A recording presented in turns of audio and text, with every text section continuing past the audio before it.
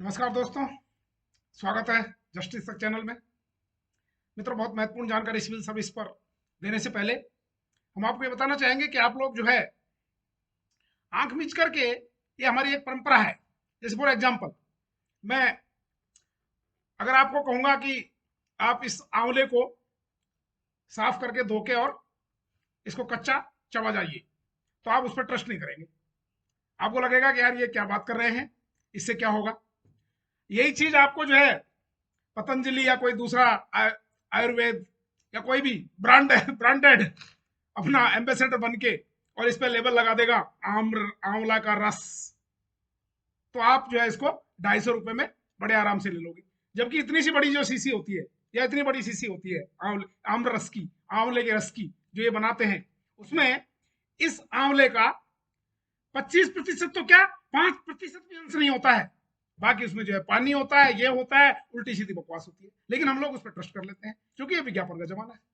इसलिए ये थ्योरी मैं क्यों बता रहा हूं, आप सीधा आंवले को खाइए ना इसकी बजाय तो, और फिर एक गिलास पानी पी लीजिए।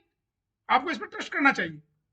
इसी प्रकार से जो ये जितने भी कोचिंग इंस्टीट्यूट चला रखे हैं आईएएस की, किसी ने किस नाम से, किसी ने सृष्टि, दृष्टि, पृष्टि, आईएएस चैनल, ये वो सब दुनिया भर की चीजें, ये लोग कौन है? ये लोग वो लोग हैं जो आईएएस के एग्जाम दे दे करके और थक गए, और थक करके उसके बाद में इन्होंने अपने अपने कोचिंग इंस्टीट्यूट खोल डाले। इसमें तो मैं जो है आपको डायरेक्टली, अब वही बात वहां गई, आंवले आंवले की थ्योरी पे मैं समझा रहा हूं। मैं 92 बैच का civil service selected candidate, IAS की एग्जाम मैंने क्वालिफाई की, और 25 से लेकर 26 ईयर्स तक मैंने Indian railway traffic service IRTS group A, जो यूपीएससी से आते हैं सिविल सर्विस के माध्यम से, उसकी मैंने सेवा करी गवर्नमेंट सर्विस में।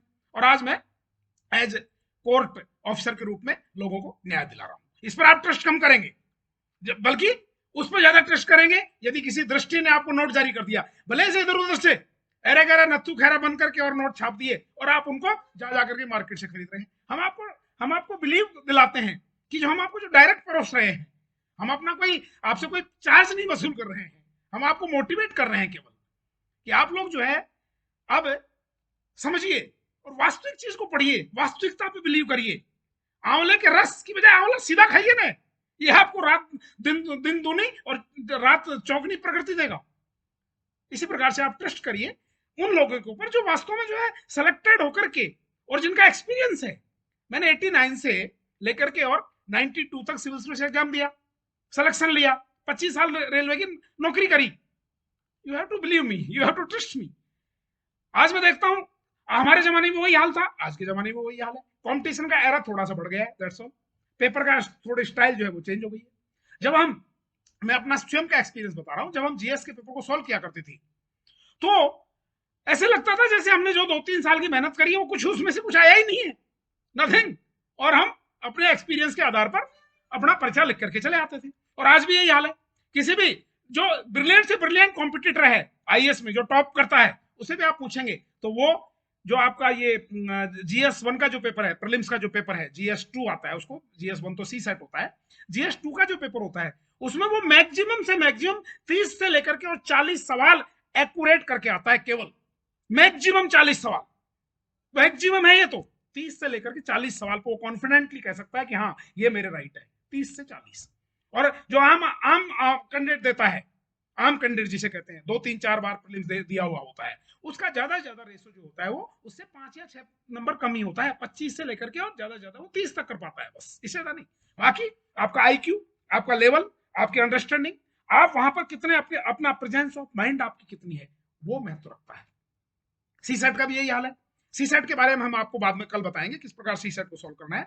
आज हम आपको ये कहना चाहेंगे कि जो जनरल स्टडीज का जो सेकंड पेपर है आपका, जो आपका मेन पेपर है पीटी का, जिसके बेस पर आपकी मेरिट बनती है, उसमें आप जो है अपना आईक्यू लेवल, यदि आपने केवल एक बार कहीं से किसी भी कोचिंग इंस्टीट्यूट की कोचिंग कर ली है, चाहे आपने ऑनलाइन कोचिंग करी है, चाहे आपने ऑफलाइन कोचिंग करी है, एक या दो बार, एक बार को छोड़ भी दें तो 2 बार जिसने प्रीलिम्स दे दिया है, और सपोज करिए वो पूरी तरह से हताश हो गया है, अब वो सोचता है कि नहीं, अब मुझे तो आरएस की तरफ रुख कर देना चाहिए, या मुझे पीसीएस की तरफ कर देना चाहिए, या मुझे तो आरजेएस की तरफ रुख कर देना चाहिए। Okay, well well done, you have done, no problem. आप अपना लक्ष्य के अकॉर्डिंग पीटी को छोड़ करके आप उधर लग गए हो, ठीक है। ऑप्शनल, वो कहते हैं हमारा ऑप्शनल पे कमांड है।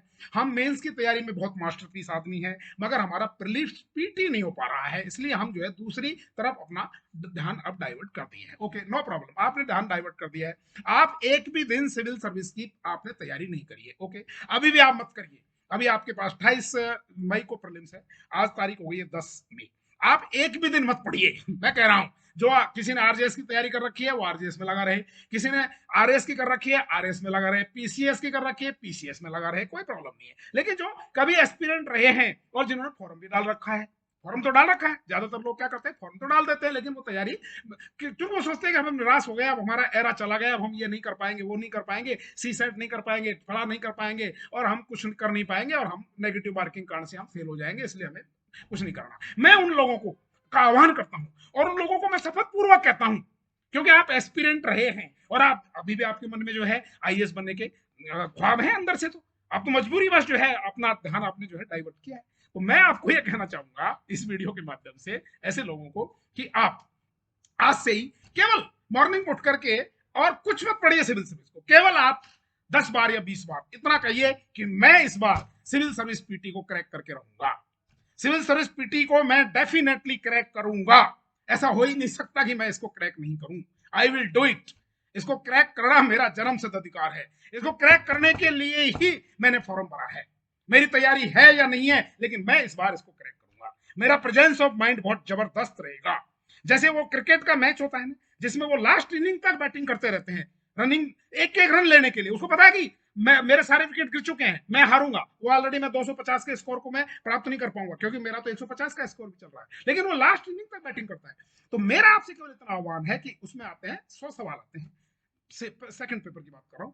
100 सवाल में 99 सवाल भी जब आप सॉल्व कर रहे हैं, तो उस समय तक अपना एरा जो है उसी स्टैंडर्ड के साथ मेंटेन रखें।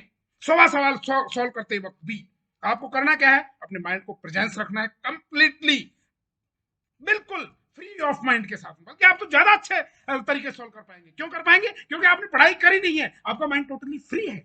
You are totally free, you are at the liberty to do the best. तो आपको क्या करना है, टू डू द बेस्ट का एफर्ट आपको करना है। इसके लिए आपको क्या करना है, हर एक क्वेश्चन को, एक एक क्वेश्चन को बारीकी से फटाफट पढ़ते चला जाना है।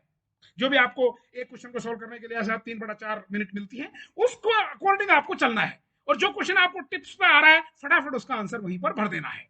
और जो क्वेश्चन में आपको लगता है कि 3 में से 4 में से मेरे 3 आंसर, 2 भी आपको करेक्ट मिल जाते हैं और तीसरे में आपको थोड़ा बहुत भी डाउट है, तो चौथा आंसर को आप भर दीजिए, बस भर दीजिए।